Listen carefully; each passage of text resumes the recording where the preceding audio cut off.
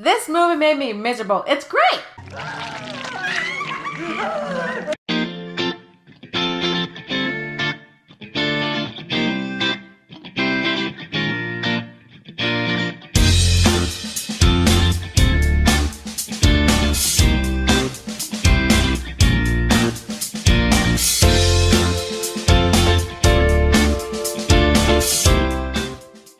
The Re-Animator is a 1985 horror comedy based on the H.P. Lovecraft short story in 1922 of the same name. The director, Stuart Gordon, known for his works on horror and adapting other Lovecraft and Edgar Allan Poe works. His works include Dagon, The Pits and the Pendulum, Body Snatchers, and Honey, I Shrunk the Kids! What? You can direct that stuff. The movie follows Dan Kane, an idealistic med student renting out a room to Dr. Harold West. When he discovers West found a way to bring the dead back to life, he becomes an assistant and practices on more subjects, one including his girlfriend Megan's father. This, surprisingly, causes a rift between the two, and the higher-up Dr. Hill decides to intervene, with more than his own agenda and intentions of getting the girl he's been dying for years. Then he gets decapitated. Then he's revived. Then he mind controls her father somehow. I don't know, the climax is kind of weird. But let me not get ahead of myself.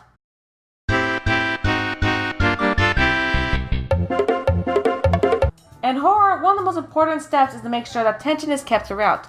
And one of the most important aspects of comedy is to break that tension. So horror comedy is kind of a pain in the ass to write for. However, that setup can work, and this movie demonstrates that beautifully. I think one of the bigger issues horror comedies face is the fact that a lot of them try to use it with more over-the-top moments. This movie doesn't do that, instead goes with dry wit. You'll never get credit for my discovery. Who's going to believe a talking head? Get a job in a sideshow. And the silly moments that are used, such as this. Hi. Hey, Rufus.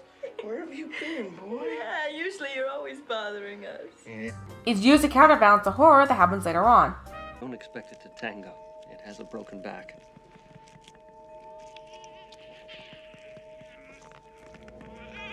God. Why'd you make that noise? Birth is always painful.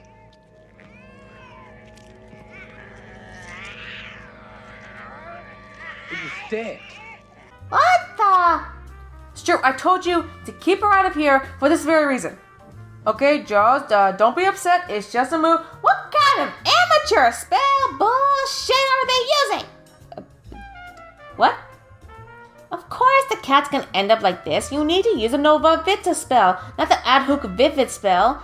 God, that's first grade knowledge. I can't believe. God, what do you do this for? This is so stupid. This is a move. It's so not. It's so impractical. You should probably keep an eye on her. Yeah. This movie understands that it can't be constant drama and dark and grim. Its doses of humor makes the horror stand out even more, and contrast to something that you initially laugh at. Oh shit, everyone! Couples Nelson kids and their dog too! Oh shit. No, wait. Horror films and monsters are always an interesting thing to study in what they reflect in attitudes of the people. Re-Animator taps into the fear of what happens when selfish endeavors and apathy mix with the pursuit of knowledge, which is simply the damages there would be to that pursuit and what it could do to someone. How easy it would be for an old person with a happy life to go down that road. The monsters are the terrifying thing in this film. They're the victims and treated sympathetically, like a wounded animal. Dr. West is a terrifying element, and the fact that he is a normal person.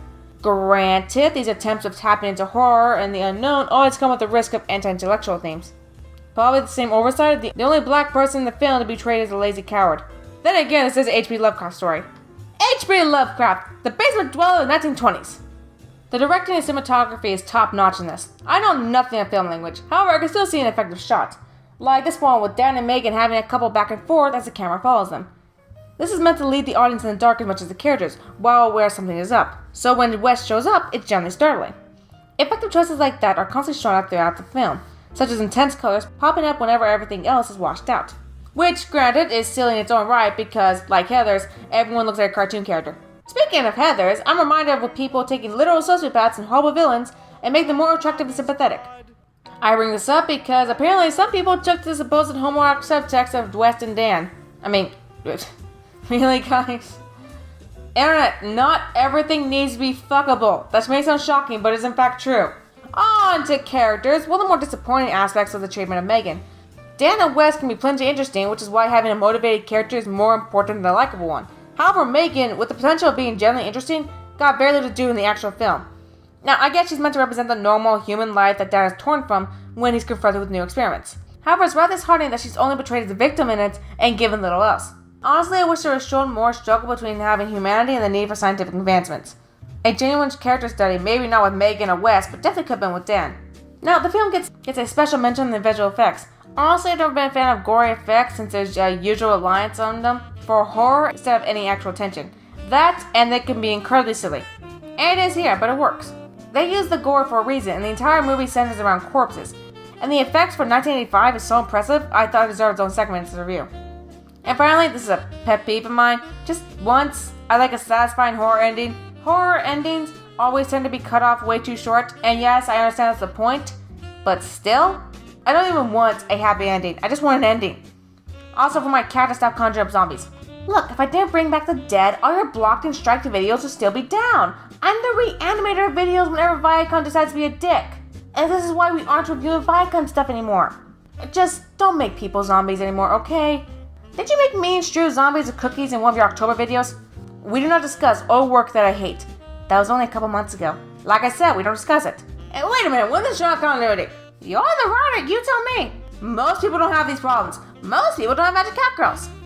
Oh, you think you're so smart. Oh, yeah, God, losing my mind.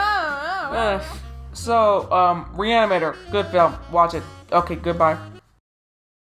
Oh, you think you're so smart. Oh, yeah, I got it.